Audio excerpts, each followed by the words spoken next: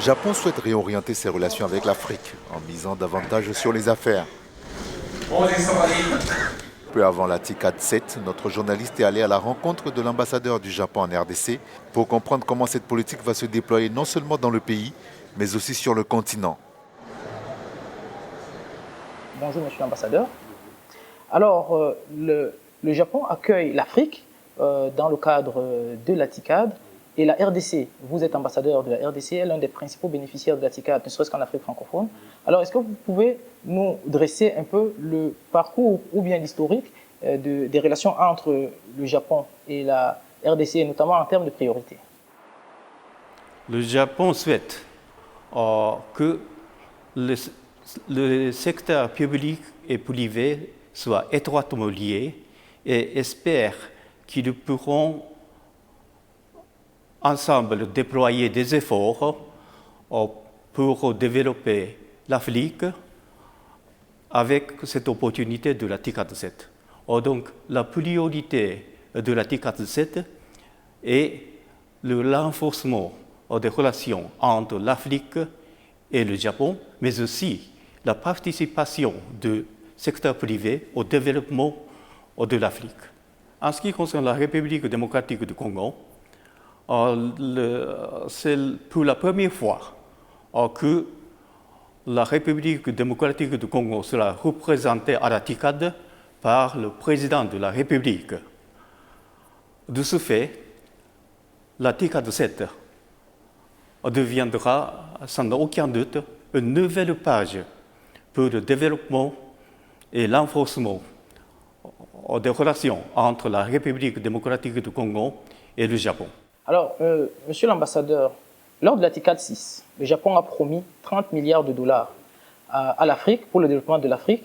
Et je voudrais savoir, dans ces 30 milliards de dollars, qu'est-ce qui a été fait spécifiquement sur le terrain en République démocratique du Congo? Alors, en République démocratique du Congo, le Japon a réalisé la construction de l'INPP de la province du Haut-Katanga, l'INRV, et la salle de judo de la ville de Kinshasa et des autres. Ce sont des projets liés au domaine d'infrastructure, à la résilience du système de santé et la stabilisation sociale. L'année dernière, nous avons signé l'échange de notes avec le ministre des Affaires étrangères, son Excellence M. Che Okitunde à l'époque, concernant la fourniture de matériel d'entretien des routes. En outre, la JICA dépêche des experts japonais auprès du ministère de la Santé, l'INRV, l'OVD et l'INPP pour fournir des conseils techniques. Je voudrais revenir sur la géographie des investissements japonais en Afrique. Le Japon investit en priorité en Afrique du Sud, en Égypte, au Nigeria. Alors, je voulais savoir s'il y a un problème particulier avec les pays francophones. Pourquoi est-ce que le Japon n'investit pas autant en Afrique francophone qu'en Afrique ailleurs, anglophone ou arabophone? C'est un problème pour le Japon aussi. C'est-à-dire que dans le système d'éducation japonais, la première langue étrangère est l'anglais. Tous les pays que vous avez mentionnés sont des pays anglophones.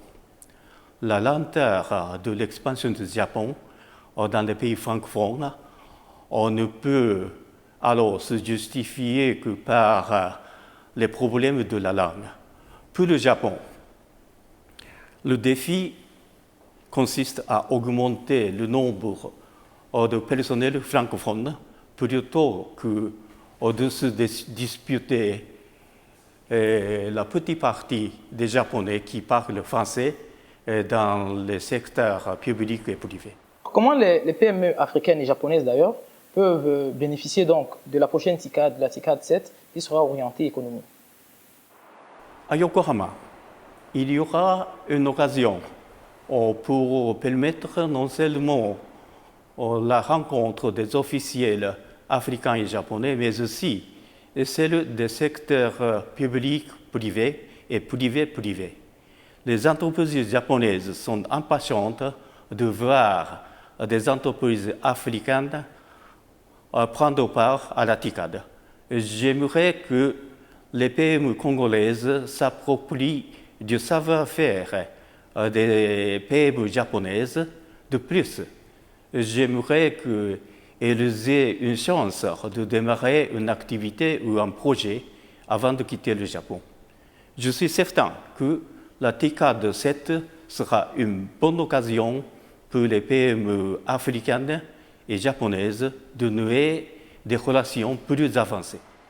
Un changement d'orientation, alors que le Japon a toujours misé davantage sur le développement de l'Afrique, est-ce qu'on peut s'imaginer que ça va changer? Il y aurait un peu plus de politique? Est-ce que le Japon va davantage avoir des prises de position politiques dans l'avenir? Le Japon respecte l'appropriation africaine. La politique de la République démocratique du Congo est déterminée par elle-même. Et le Japon n'a ni le droit de le dire, ni l'intention de le dire. Toutefois, s'il nous est demandé un conseil, nous sommes toujours prêts à répondre. Le Japon soutiendra le développement économique de la République du Congo dans la réalisation des politiques décidées par elle-même. Le Japon ne commencera pas à envisager une assistance que lorsque une requête spécifique est introduite par des pays partenaires. Alors, ce que le Japon peut dire, même après la TICAD, c'est qu'il continuera de travailler avec les pays africains et les partenaires internationaux et poursuivra ses efforts en faveur du développement de l'Afrique. Merci beaucoup, Monsieur l'ambassadeur. Merci de nous avoir accordé cet entretien. Merci à vous d'écouter cet entretien sur Africa News.